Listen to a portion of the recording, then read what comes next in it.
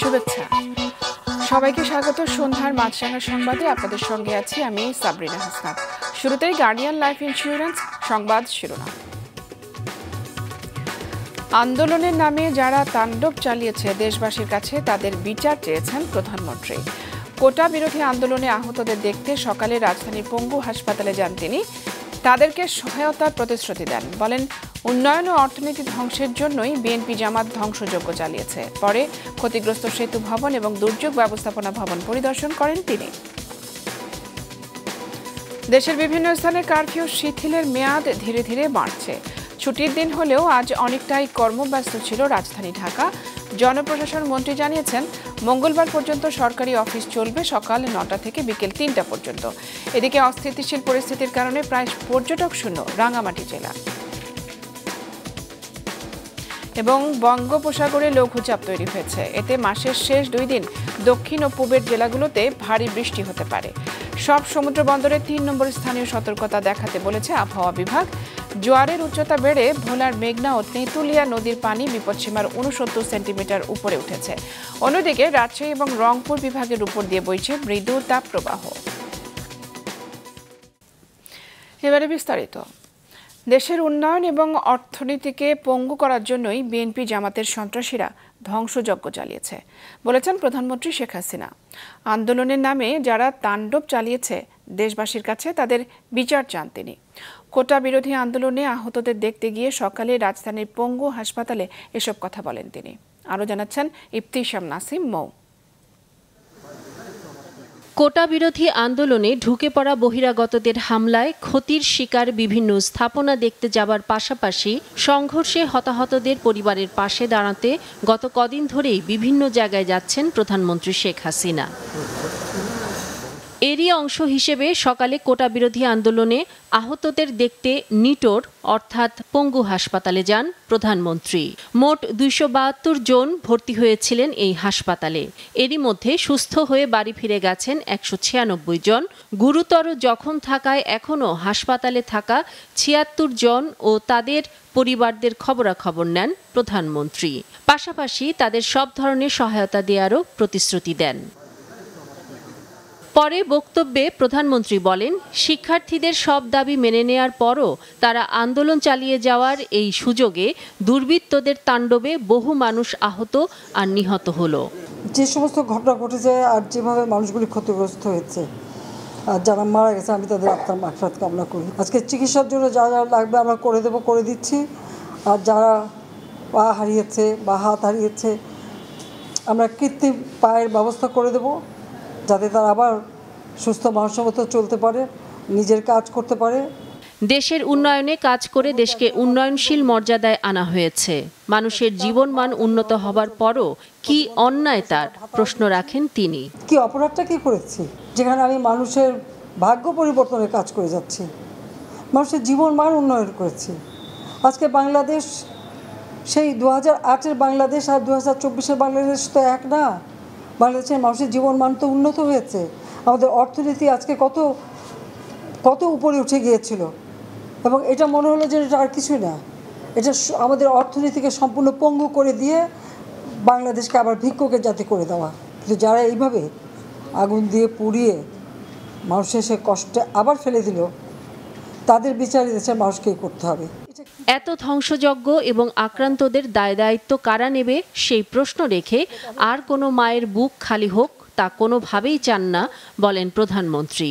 এরপর অগ্নিসন্ত্রাসে ব্যাপকভাবে ক্ষতিগ্রস্ত বনানীর সেতু ভবন এবং মহাখালীর দুর্যোগ ব্যবস্থাপনা ভবন পরিদর্শন করেন তিনি।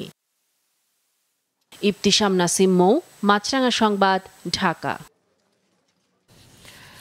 গণতন্ত্র ধ্বংস করে বিএনপি জামাত ক্ষমতায় যেতে চায় বলে মন্তব্য করেছেন সড়ক পরিবহন ও সেতুমন্ত্রী ওবায়দুল কাদের। সকালে মহাখালীতে প্রধানমন্ত্রীর সঙ্গে সেতু ভবন পরিদর্শন শেষে সাংবাদিকদের তিনি একথা বলেন।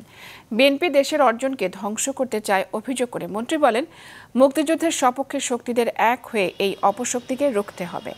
তিনি বলেন, হামলায় মারাত্মক ক্ষতির শিকার মেট্রো রেল ও এলিভেটেড এক্সপ্রেসওয়ে পুরোপুরি সংস্কারের পরই বলা যাবে কবে চালু করা যাবে।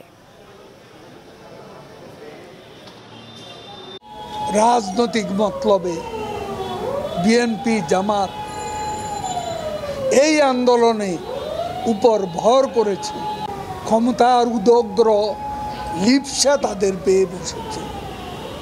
এজন্য আজকে তারা এখন আর গণতন্ত্র মানে না, তারা আগুন নিয়ে নেমেছে এবং আগুন সন্ত্রাস। কোটা আন্দোলনে অংশ নেওয়া সাধারণ শিক্ষার্থীদের নিরাপত্তা নিশ্চিত করবে সরকার এবং তাদের কোনো হয়রানি করা হবে না বলে জানিয়েছেন পররাষ্ট্রমন্ত্রী। সকালে জাতীয় প্রেস ক্লাবের সামনে এক আলোচনায় তিনি এসব কথা বলেন। ছাত্র নেতাদের নিরাপত্তার বিধান করা হবে এবং যাতে ছাত্রছাত্রীরা কোনো হয়রানির শিকার না হয় সেই ব্যবস্থা গ্রহণ করা হবে। অহেতুক কারো প্ররোচনায় প্ররোচিত হবে না তোমরা, এবং সরকার তোমাদের পাশে আছে। রাজধানী ও আশেপাশের 4 জেলায় আজও সকাল 8টা থেকে বিকেল 5টা পর্যন্ত কারফিউ শিথিল ছিল।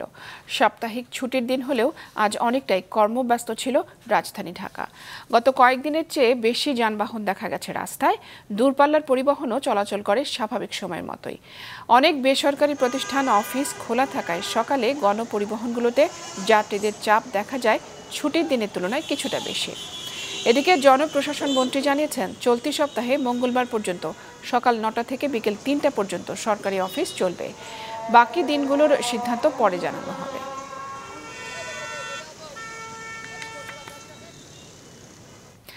দেশে অস্থিতিশীল পরিস্থিতির সৃষ্টি হওয়ায় চলতি বর্ষা মৌসুমে প্রায় পর্যটক শূন্য রয়েছে রাঙামাটি জেলা। এতে লোকসান গুনছেন এই খাতের ব্যবসায়ীরা। রাঙামাটি প্রতিনিধি শঙ্কর হোরের পাঠানো তথ্য ছবি নিয়ে desk report. Symbol of Rangamati খ্যাত ঝুলন্ত সেতুর বর্তমান অবস্থা এটি। নেই পর্যটকের কোলাহল, শূন্য পড়ে আছে সেতুর পাশে ঘাটে বাঁধা ট্যুরিস্ট বোটগুলো। পর্যটক নিয়ে হ্রদে বেড়ানোর বদলে ঘাটেই দিন কাটছে ইঞ্জিন চালিত নৌকাগুলোর। একই অবস্থা জেলার অন্যান্য বিনোদন কেন্দ্রগুলোর। পাহাড়ে বর্ষার রূপ দেখতে প্রতি বছর এই সময়ে ভিড় করেন পর্যটকরা। অথচ এবার দেশে অস্থিতিশীল পরিবেশ তৈরি হওয়ায় মন্দা পর্যটন ব্যবসায়। আটকে পড়া পর্যটকরা বিশেষ পাসে রাঙামাটি ত্যাগ করতে পারলেও নতুন পর্যটকের দেখা নেই। কবে স্বাভাবিক হবে পরিবেশ তাও অনিশ্চিত। হতাশা নিয়ে দিন পার করছেন পর্যটন সংশ্লিষ্ট ব্যবসায়ীরা। এখন আমরা অলস সময় কাটাচ্ছি, যেহেতু দেশের সংকটময় পরিস্থিতি চলতেছে। কাস্টমার একদম কম, বেচা বিক্রি নাই, বসে কি করবো, সময় কাটাচ্ছি। বর্ষা মৌসুমে আসলে অনেক টুরিস্ট থাকার কথা ছিল। সার্বিক দেশের যে পরিস্থিতির কারণে গত কদিন টুরিস্ট আসে নাই। এ অবস্থায় পর্যটন কর্পোরেশনের প্রতিদিন 50,000 টাকা করে লোকসান হচ্ছে বলে জানালেন ব্যবস্থাপক। গত শীতের কারণে আমাদের হোটেল একেবারে শূন্য হয়ে যায়। এ কারণে আমাদের প্রায় আনুমানিক গড়ে প্রতিদিন 50,000 টাকা ক্ষতি হয়েছে। উদ্ভূত পরিস্থিতিতে জেলার পর্যটন খাতে 4 কোটি টাকা ক্ষতির কথা জানালেন চেম্বার প্রেসিডেন্ট। রাঙ্গামাটি পার্বত্য জেলায় পর্যটন খাতে এবং পর্যটন সংশ্লিষ্ট যারা আছে সবকিছু মিলিয়ে প্রায় 4 কোটি টাকার উপরে এখানে ক্ষতি হয়েছে। অস্থিতিশীল পরিস্থিতি কাটিয়ে আবারও পর্যটন কেন্দ্রগুলো মুখরিত হয়ে উঠবে এমনটাই প্রত্যাশা ব্যবসায়ীদের। মাছরাঙা নিউজ ডেস্ক। আন্দোলনকারী শিক্ষার্থীদের হয়রানি ঠেকাতে আলাদা সেল খোলা হবে বলে জানিয়েছেন শিক্ষামন্ত্রী। এই বিষয়ে শীঘ্রই আইন মন্ত্রণালয়ের সঙ্গে আলোচনার উদ্যোগ নেওয়া হবে বলেও জানান তিনি। সাম্প্রতিক কোটা আন্দোলনে নিহত বাংলাদেশ ইউনিভার্সিটি অব প্রফেশনালসের শিক্ষার্থী মীর মুগ্ধর পরিবারের সঙ্গে আজ সাক্ষাৎ করতে গিয়ে এমনটাই জানান শিক্ষামন্ত্রী। বলেন, আন্দোলনে নিহত শিক্ষার্থীদের সঠিক সংখ্যা বের করতে কাজ করছে সরকার। শিক্ষা প্রতিষ্ঠান চালুর বিষয়ে মন্ত্রী জানান, শিক্ষার্থীদের নিরাপত্তার বিষয়টি গুরুত্বপূর্ণ। সব পেশাজীবীর সঙ্গে কথা বলে বিশ্ববিদ্যালয় খুলে দেওয়ার সিদ্ধান্ত নেওয়া হবে। এ সময় নিহত শিক্ষার্থীর পরিবার শিক্ষামন্ত্রীর কাছে অনুরোধ জানান, বিচারের নামে নিরীহ শিক্ষার্থীদের যেন হয়রানি না করা হয়।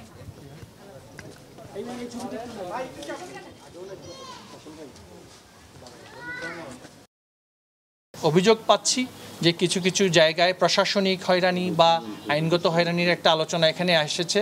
আমরা প্রত্যেকটি ঘটনায় যারাই যেই সমস্ত শিক্ষার্থী যদি কোনোভাবে হয়রানির শিকার হয়ে থাকে আমরা বলবো আমাদের সাথে অবশ্যই যোগাযোগ করবেন। আমরা সকল আইনগত সহযোগিতা এবং প্রক্রিয়াগত সকল সহযোগিতা দিব। ইতিমধ্যে আইনমন্ত্রী মহোদয়ের সাথে আলোচনা করেছি এই বিষয়টি নিয়ে। আমরা খুব শীঘ্রই একটা প্রক্রিয়া তৈরি করে দিচ্ছি, যেখানে সেই সেলের সাথে যোগাযোগ করার একটা প্রক্রিয়া যাতে করে থাকে। আগামী 4 আগস্ট থেকে পূর্ব ঘোষিত রুটিন অনুযায়ী এইচএসসি এবং সমমানের পরীক্ষা পুনরায় শুরু হবে। আন্তঃশিক্ষা বোর্ড সমন্বয় কমিটির সভাপতি এবং ঢাকা মাধ্যমিক ও উচ্চ মাধ্যমিক শিক্ষা বোর্ডের চেয়ারম্যান অধ্যাপক তপন কুমার সরকার জানিয়েছেন, আগের রুটিন অনুযায়ী 4 আগস্ট এবং পরের পরীক্ষাগুলো অনুষ্ঠিত হবে। আর 18 জুলাই থেকে 1 আগস্ট পর্যন্ত স্থগিত পরীক্ষাগুলো কবে হবে তা পরে জানানো হবে। যে পূর্ব ঘোষিত রুটিন আছে 4 আগস্ট থেকে শুরু হবে, আর বাকিগুলো আমরা 11 আগস্টের পরে সময়সূচি ঘোষণা করব। পরে 11 আগস্ট পর্যন্ত তো আমাদের পরীক্ষা আছে, 11 আগস্টের পরে 8টা পরীক্ষা স্থগিত হয়েছে, সেগুলো রুটিন দিব। বঙ্গোপসাগরে লঘুচাপের কারণে চলতি মাসের শেষে ভারী বৃষ্টিপাতের কথা জানিয়েছে আবহাওয়া অধিদপ্তর। তবে ঢাকায় বৃষ্টির জন্য অপেক্ষা করতে হবে পরশুদিন পর্যন্ত। এদিকে বন্যা পূর্বাভাস এবং সতর্কীকরণ কেন্দ্র বন্যার কোনো আশঙ্কা না জানালেও ভোলায় মেঘনা এবং তেঁতুলিয়া নদীর পানি বইছে বিপদসীমার 69 সেন্টিমিটার উপর দিয়ে। আরও জানাচ্ছেন তাবাসসুম আহমেদ। বঙ্গোপসাগরের গাঙ্গেয় পশ্চিমবঙ্গ এবং এর সংলগ্ন উত্তর পশ্চিম এলাকায় লঘুচাপের কারণে আগামী 30 ও 31 জুলাই দেশের বিভিন্ন অংশে ভারী বৃষ্টি হতে পারে বলে জানিয়েছে আবহাওয়া অধিদপ্তর। ফলে সব সমুদ্র বন্দরগুলোকে 3 নম্বর স্থানীয় সতর্ক সংকেত দেখাতে বলা হয়েছে। মাসের শেষ দুদিনে রংপুর, খুলনা, বরিশাল, চট্টগ্রাম ও সিলেট বিভাগের অনেক জায়গায় এবং রাজশাহী ও ঢাকা বিভাগের কিছু জায়গায় দমকা হাওয়া সহ হালকা থেকে মাঝারি ধরনের বৃষ্টি বা বজ্রসহ বৃষ্টি হতে পারে বলে জানিয়েছেন আবহাওয়াবিদরা। তবে সোমবারের আগে ঢাকায় বৃষ্টিপাতের সম্ভাবনা খুবই কম। 30 তারিখ এবং 31 তারিখের দিকে বৃষ্টিপাত, বিশেষ করে খুলনা, বরিশাল, চট্টগ্রাম বিভাগ, সেই সাথে রংপুর, ময়মনসিংহ এবং সিলেট বিভাগে বৃষ্টিপাতের প্রবণতা কিছুটা বেশি হতে পারে। এদিকে বন্যা পূর্বাভাস এবং সতর্কীকরণ কেন্দ্র জানিয়েছে, দেশের ভেতরে বিভিন্ন নদ নদীর পানি বিপদসীমার বেশ নিচ দিয়ে প্রবাহিত হচ্ছে, তাই আপাতত বন্যার আশঙ্কা নেই। বর্তমানে দেশের সকল নদ নদীর পানি বিপদসীমার নিচ দিয়ে প্রবাহিত হচ্ছে এবং গড়ে দেখা যাচ্ছে ব্রহ্মপুত্র নদী এবং দেশের উত্তর পূর্বাঞ্চলের সুরমা, কুশিয়ারা সহ অন্যান্য প্রধান নদীর পানি বিপদসীমার 1 মিটার নিচ দিয়ে প্রবাহিত হচ্ছে। বর্তমানে আমরা লক্ষ্য করেছি যে গত এক সপ্তাহে বৃষ্টিপাত প্রবণতা দেশে এবং দেশের জানেও কিছুটা কম ছিল। তবে মৌসুমী বায়ুর প্রভাবে আবারও এই মাসের শেষ নাগাদ বৃষ্টি কিছুটা বৃদ্ধি পাওয়ার সম্ভাবনা রয়েছে।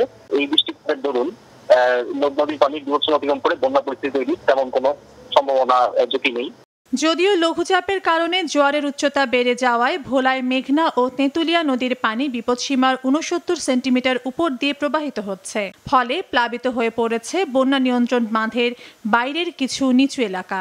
এতে দুর্ভোগে পড়েছেন স্থানীয়রা। নিম্নাঞ্চলের যে অংশটুকু বেড়িবাঁধের বাহিরে, এটা আসলে সেটব্যাক এতই কম যে বিশেষ করে মেঘনার পাড়ে ধনিয়া বা শিবপুর এলাকায় যে ওখানে নতুন করে আপাতত বেড়িবাঁধ দেওয়ার পরিকল্পনা নেই। তবে ভবিষ্যতে আমরা এটা ফিজিবিলিটি স্টাডি করে দেখব যে কি ধরনের কাজ হাতে নেওয়া যেতে পারে। এদিকে টাঙ্গাইল, সিলেট, চুয়াডাঙ্গা জেলা সহ রাজশাহী ও রংপুর বিভাগের উপর দিয়ে মৃদু তাপপ্রবাহ বয়ে যাচ্ছে। আবহাওয়া বিভাগ বলছে, আগামী কয়েকদিনে তা ধীরে ধীরে প্রশমিত হতে পারে। তাবাসসুম আহমেদ, মাছরাঙা সংবাদ, ঢাকা। আগস্ট মাসে পরীক্ষামূলক বিদ্যুৎ উৎপাদনের জন্য প্রস্তুত পটুয়াখালী 1320 মেগাওয়াট কয়লা ভিত্তিক তাপ বিদ্যুৎ কেন্দ্রের প্রথম ইউনিট। সংশ্লিষ্টদের দাবি, সর্বাধুনিক প্রযুক্তি ব্যবহার করায় কেন্দ্রটি পরিবেশের উপরেও তেমন ক্ষতিকর প্রভাব ফেলবে না। প্রতিনিধি চিন্ময় কর্মকারের পাঠানো তথ্য ছবি নিয়ে ডেস্ক রিপোর্ট। দেশের দক্ষিণাঞ্চলে বিদ্যুৎ হাব গড়ে তোলার লক্ষ্যে পটুয়াখালীতে জেলার দ্বিতীয় তাপবিদ্যুৎ কেন্দ্রের নির্মাণ কাজ শুরু হয় 2019 সালের 31শে আগস্ট। জেলার কলাপাড়া উপজেলায় রুরাল পাওয়ার কোম্পানি লিমিটেড এবং চীনের রাষ্ট্রায়ত্ত প্রতিষ্ঠান নরিনকো ইন্টারন্যাশনাল পাওয়ার কোম্পানির যৌথ বিনিয়োগে তৈরি হচ্ছে এই কেন্দ্র। এরই মধ্যে শেষ হয়েছে জেটি, কনভেয়ার বেল্ট, টারবাইন, চুল্লি, cold storage, steel structure, boiler, cooling tower, water feed ও জেনারেটর বসানোর কাজ। প্রায় 1,500 চীনা কর্মী ও 4,500 বাংলাদেশি কর্মীর সমন্বয়ে চলছে বিশাল কর্মযজ্ঞ।